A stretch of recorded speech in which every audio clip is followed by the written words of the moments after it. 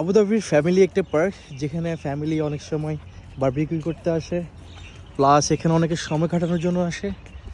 আর জায়গাটা অসম, রিয়েলি অসম, অনেক সুন্দরভাবে সাজাইছে।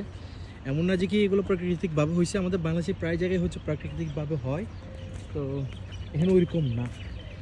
তো এখানে সব কিছু আছে, আপনার এখান থেকে শুরু করে একদম শেষ মাথা পর্যন্ত গেলে সব কিছু আছে। মানে আপনার বাচ্চাদের জন্য যতগুলো অ্যাক্টিভিটি প্রয়োজন সেগুলো পাবেন, প্লাস হচ্ছে আপনি এখানে ইচ্ছা মতো বারবিকিউ করতে পারবেন ফ্রিতে। এই যে এখানে বারবিকিউর জন্য স্পেস দেওয়া আছে, বসতে পারবেন এখানে। এবং দেখেন মানুষ আসবে হচ্ছে আপনার অলমোস্ট 4-5টার পর থেকে। সো এরকম পার্ক আমাদের বাংলাদেশেও দরকার, বিশেষ করে ঢাকার জন্য এবং চট্টগ্রাম শহরের জন্য। কারণ ডিসি পার্ক এনাফ না, আমি দেখতেছি ডিসি পার্কে যে পরিমাণ মানুষ যায়, ওই পরিমাণ মানুষ এখানে মনে হয় 4-5 বার আসলেও ফুল হতে পারবে না, এত বড় করে করা হয়েছে। সো এখানে আবার ফ্রি, বাংলাদেশে লাগবে ফ্রি, অর্থাৎ এরকম কিছু পরিবেশ তৈরি করতে হবে যাতে বৃদ্ধরা বা যারা চাকরি করে তারা যাতে গিয়ে একটু অবসর সময় কাটাতে পারে।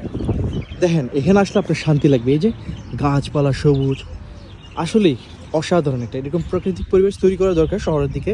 কারণ দালান কোঠার মধ্যে তাদের এমন ডিপ্রেশন আসবে না, তারা এই কী বলে ডাক্তারের কাছে গিয়ে ওইগুলো শেষ করতে পারে না, তাড়াতাড়ি অসুস্থ হয়ে যায়। বৃদ্ধরা তাদের কার সাথে আড্ডা দিবে, তার বন্ধু বান্ধবের সাথে আড্ডা দিতে ঘরে আসে না।